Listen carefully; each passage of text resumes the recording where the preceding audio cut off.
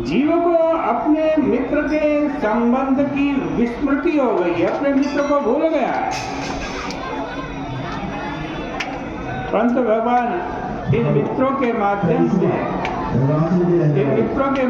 से मानव संसार के समस्त प्राणियों को निमंत्रण देते हैं कि अगर आप शरीर में हैं तो चिंता मत कीजिए, मैं आपको आपकी पत्नी भी दिला दूंगा, मैं आपको आपकी संपत्ति भी दिलाऊंगा, मैं आपको सांसारिक ऐश्वर्य की भी प्राप्ति कराऊंगा। और अगर आप निष्काम हैं तो भी कोई हानि नहीं। इस संदर्भ में बड़ी सुंदर बात आती है। भगवान राम ने जब निषाद राज्य के गांव में चलना अस्वीकार कर दिया, निषाद ने कहा कि आप मेरे घर में चलो, मैं आपकी सेवा करूँगा। भगवान ने अस्वीकार कर दिया, मना कर दिया। तो निषाद राज ने कहा, महाराज कुछ तो सेवा स्वीकार कीजिए। भगवान राम ने कहा, मित्र ऐसा कीजिए कि इस वृक्ष के नीचे मेरे सोने का प्रबंध कर दीजिए। निषाद राज ने पत्ते बिछाकर ऊपर से कुछ बिछा दिया, उसी सैया पर भगवान राम सो गए। इसका अर्थ है कि जो निष्काम है उससे भगवान कहते हैं कि मुझे सुला दो और तुम पहरा दो। मैं दोनों तरह से तैयार। सचमुच इतना उदार भला कौन हो सकता है जो पहरेदार बनने को भी तैयार है और पहरेदार बनाने को भी तैयार है।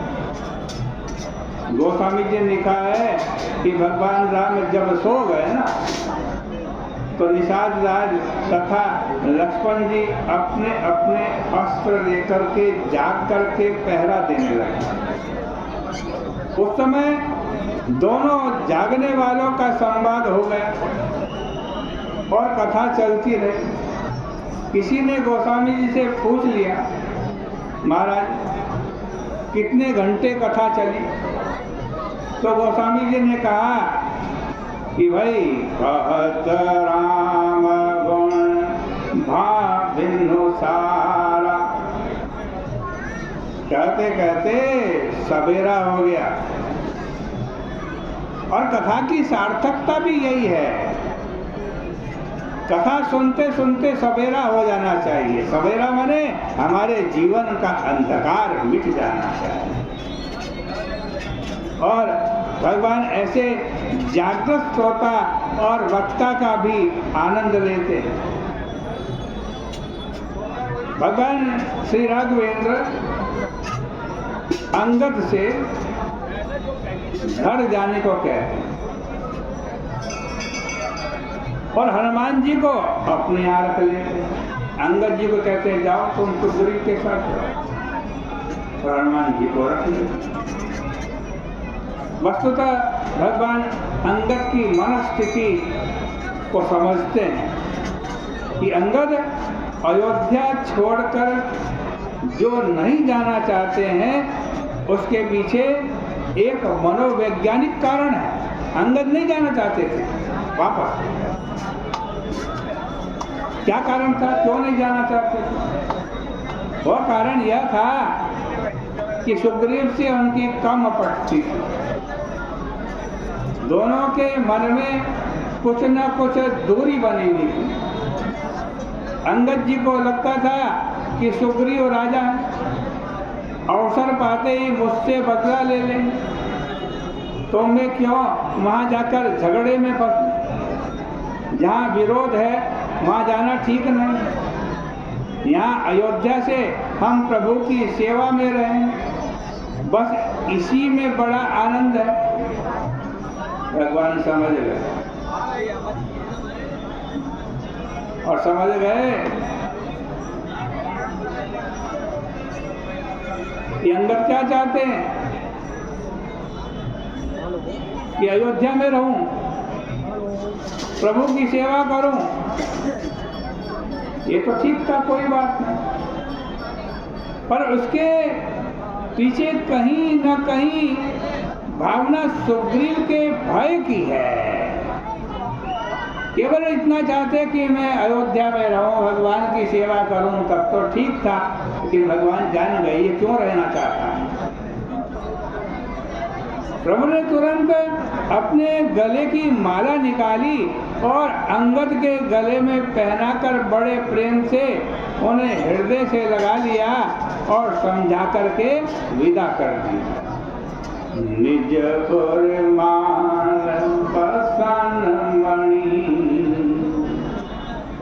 बाली तनय पहिराई, निज माल बसन मणि बाली तनय पहिराई, विदा कीन भगवान तब, विदा कीन भगवान तब, बहु प्रकार समझाई, बहु प्रकार समझाई। भगवान का संकेत था, अंगद मैं तुम्हारी भावना को समझता हूँ, तुम्हारे मन में सुग्रीव के प्रति कहीं न कहीं भय है, इसलिए यह माला मैंने तुम्हारे गले में पहना दी है और इस माला का चमत्कार सुग्रीव अच्छी तरह से जानता है।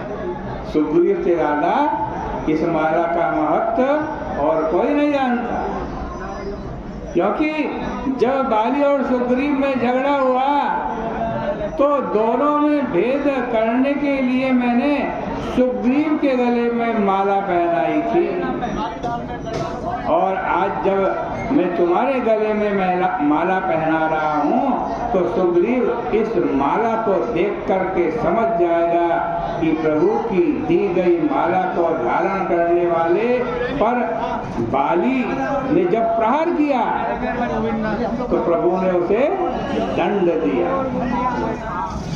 अब अगर मैंने भी प्रहार किया, सुग्रीव समझेगा तो प्रभु मुझे भी दंड देंगे, इसलिए तुम निर्भय होकर वहीं रहो और वहां रहकर मेरी याद करो।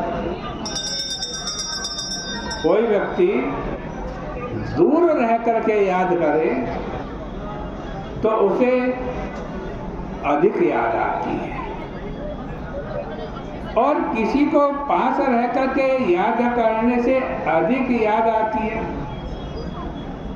परंतु दोनों में कौन ठीक है, यह तो व्यर्थ का विवाद है, क्योंकि इसका कारण तो अलग अलग प्रकृति का होना है।